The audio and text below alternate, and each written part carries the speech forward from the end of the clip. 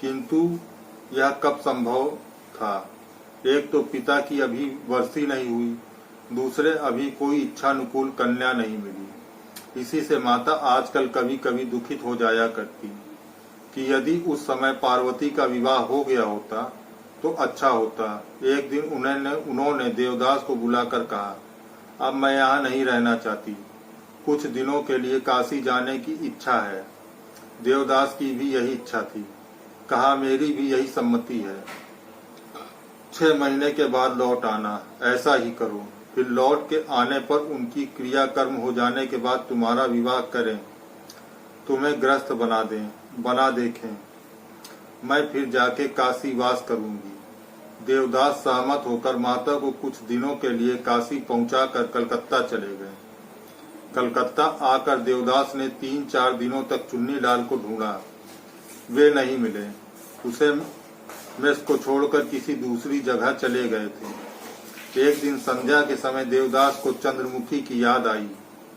एक बार देख आना अच्छा होगा। इतने दिनों तक कुछ भी स्मरण नहीं आया था।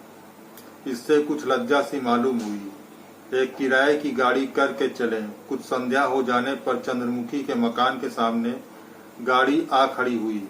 बहुत देर तक बुलाने चिल्लाने के बाद भीतर से स्त्री के कंठ स्वर में उत्तर मिला, यहाँ नहीं है। सामने एक बिजली की रोशनी का खंभा खड़ा था।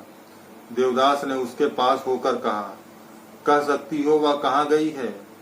खिड़की खोलकर उसने कुछ क्षण देखने के बाद कहा, क्या आप देवदास हैं? हाँ, खड़े रहिए, दरवाजा खोलती हूँ। दरवाजा खोलकर उसने कहा, आइए। कंठ स्वर कुछ परिचित सा जान पड़ा, किंतु फिर भी पहचान नहीं सके। थोड़ा अंधकार भी हो चला था। संदेह से कहा, चंद्रमुखी कहाँ रहती है, कुछ कह सकती हो? स्त्री ने मीठी हंसी हंसकर कहा, तुम ऊपर चलो। इस बार देवदास ने पहचान लिया है, तुम ही हो? हाँ, मैं ही हूँ देवदास, मुझे एकदम भूल गए। ऊपर जाकर देवदास ने देखा चंद्रमुखी एक काले किनारे की मैली धोती पहने है। हाथ में केवल 2 कड़ों का छोड़, शरीर पर कोई आभूषण नहीं। सिर के केस इधर उधर बिखरे हुए हैं। विस्मित होकर देवदास ने पूछा, तुम ही? अच्छी तरह से देखा। चंद्रमुखी पहले की अपेक्षा बहुत दुबली हो गई। देवदास ने पूछा, तुम क्या बीमार थी? कोई शारीरिक बीमारी नहीं थी? तुम अच्छी तरह से बैठो। देवदास ने चारपाई पर बैठकर देखा। घर में पहले की अपेक्षा आकाश जमीन का अंतर हो गया।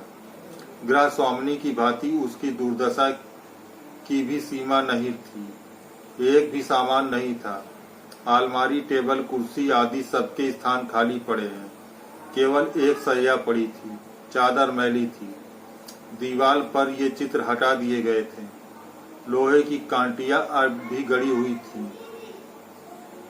2 लाल फीते भी इधर उधर लटके हुए थे। पहले की वह घड़ी भी बाकेट पर रखी हुई थी, किंतु निशब्द थी। आसपास मकड़ों से इतनी इच्छानुकूल जाला बुन रखा था। एक कोने में एक तेल का दिया धीमी धीमी रोशनी फैला रहा था।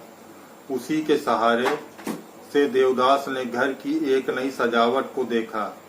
कुछ विस्मित और कुछ क्षुब्ध होकर कहा, दुर्दशा, तुमसे किसने कहा? मेरा तो भाग्य प्रसन्न हुआ है। देवदास समझ नहीं सके। कहाँ तुम्हारे सब गहने क्या हुए? बेच डाले। माल असबाब वह भी बेच डाला। घर की तस्वीरें भी बेच डाली। इस बार चंद्रमुखी ने हंसकर सामने के एक मकान को दिखाकर कहा, उस मकान के मालिक के हाथ बेच दी। देवदास ने कुछ देर तक उसके मुंह की ओर देखकर कहा, चुन्नी बाबू कहाँ है? नहीं कह सकती, 2 महीने हुए, लड़ झगड़ कर चले गए, फिर तब से नहीं आए। देवदास को अब और आश्चर्य हुआ। पूछा, झगड़ा क्यों हुआ? चंद्रमुखी ने कहा, क्या झगड़ा नहीं होता? होता है, पर क्यों? दलाली करने आए थे, इसी से हटा दिया। किसकी दलाली? चंद्रमुखी ने हंसकर कहा, पुट्टू की। फिर कहा, तुम नहीं समझते, एक बड़े आदमी को पकड़ लाए थे। महीने में 200 रुपए का एक सेट गहना और दरवाजे के सामने रहने को एक सिपाही मिलता था, समझे। देवदास ने सब समझने के बाद हंसकर कहा, और सब एक भी तो नहीं देखता हूँ। रहते तब ना देखते। मैंने उन लोगों को हटा दिया। उन लोगों का अपराध कुछ ज्यादा नहीं था, पर मुझे अच्छा नहीं लगा। देवदास ने बहुत सोचकर कहा, उसी दिन से यहाँ और कोई नहीं आया? नहीं, उस दिन से क्यों, तुम्हारे जाने के बाद से यहाँ कोई नहीं आता। सिर्फ बीच बीच में चुन्नी लाल आ जाते थे, किंतु 2 मास से वो भी नहीं आते। देवदास बिछौने के ऊपर लेट गए, दूसरी ओर देखने लगे। बहुत देर तक चुप रहने के बाद धीरे से कहा, चंद्रमुखी, तब दुकानदारी सब उठा दी? हाँ, दिवाला निकाल दिया। देवदास ने इस बात का उत्तर न देकर कहा, मेरी रोटी पानी कैसे चलेगा? लेकिन रोटी पानी कैसे चलेगा? इसलिए तो जो कुछ गहना पत्थर था बेच दिया। उसमें अब कितना बचा है? ज्यादा नहीं, कोई 800-900 रुपए होंगे। उन्हें एक मोदी के पास रख दिया है। वह मुझे महीने में 20 रुपए देता है। 20 रुपए से तो तुम्हारा काम नहीं चलता था। नहीं, आज भी अच्छी तरह से नहीं चलता। 3 महीने से महान का किराया बाकी है। इसी से इच्छा होती है कि इन दोनों कड़ों को बेचकर सब पटाकर कहीं चली जाऊं। कहाँ जाओगी? यह अभी निश्चय नहीं किया। किसी सस्ते देश, गंवई गांव में जाऊंगी, जिसमें 20 रुपए महीने में निर्वाह हो जाए। इतने दिन से क्यों नहीं गई? अगर सचमुच ही तुम्हारा और कोई मतलब नहीं था तो फिर इतने दिन रहकर व्यर्थ कर्ज क्यों बढ़ाया? चंद्रमुखी सिर नीचा करके कुछ सोचने लगी। उसके जीवन भर में बातचीत करने का यह पहला अवसर है। देवदास ने पूछा, चुप क्यों हो? चंद्रमुखी ने सैया के एक और संकुचित भाव से बैठकर धीरे धीरे कहा, क्रोध मत करना। जाने से पहले सोचा था कि तुमसे भेंट कर लेना अच्छा होगा। आशा करती थी कि एक बार तुम आओगी। आज तुम आए हो। अब कल ही जाने का उद्योग करूंगी, पर कहाँ जाऊं कुछ कह सकते हो?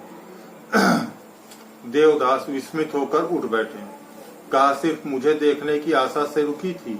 लेकिन क्यों? एक ख्याल, तुम मुझसे बहुत घृणा करते थे। इतनी घृणा किसी ने मुझसे कभी नहीं की। शायद इसलिए तुम्हें अब याद है या नहीं, यह मैं नहीं कह सकती, पर मुझे अच्छी तरह स्मरण है कि जिस दिन तुम पहल यहाँ पर आए थे, उसी दिन मेरी नजर तुम पर पड़ी। तुम धनी की संतान हो, यह मैं जानती थी, पर धन की आशा में मैं तुम्हारी ओर नहीं खींची थी। तुम्हारे पहले कितने ही लोग यहाँ आए और गए, पर किसी में इतना तेज नहीं पाया। तुमने आने के साथ ही मुझे घायल किया। एक आयोचित उपयुक्त परंतु अनुचित रूढ़ व्यवहार आरंभ किया। घृणा में मुंह फेर लिया और अंत में तमाशों की तरह कुछ देर चले गए। ये सब बातें क्या तुम्हारे ध्यान में आती हैं? देवदास चुप रहे। चंद्रमुखी फिर कहने लगी, उसी दिन से मेरी तुम्हारे ऊपर नजर पड़ी। मैं ना तुमसे प्रेम करती और ना ही घृणा करती थी। एक नई चीज को देखकर जैसे मन में हमेशा ध्यान बना रहता है, तुमको भी देखकर उसी तरह किसी भांति नहीं भूल सकी। तुम्हारे आने पर बड़े भय और सतर्क के साथ रहती थी, पर ना आने से कुछ अच्छा भी नहीं लगता था। फिर जाने कैसा मति भ्रम हुआ कि इन दोनों आंखों में सभी चीजें एक सी दिखने लगी। मैं पहले की अपेक्षा बिल्कुल बदल गई। जो पहले थी अब नहीं रही।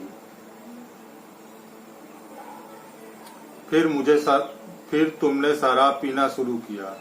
शराब से मुझे बड़ी घृणा है। किसी के मतवाला होने पर मुझे उस पर बड़ा क्रोध आता है, पर तुम्हारे मतवाला होने से क्रोध नहीं होता था, बल्कि बड़ा दुख होता था।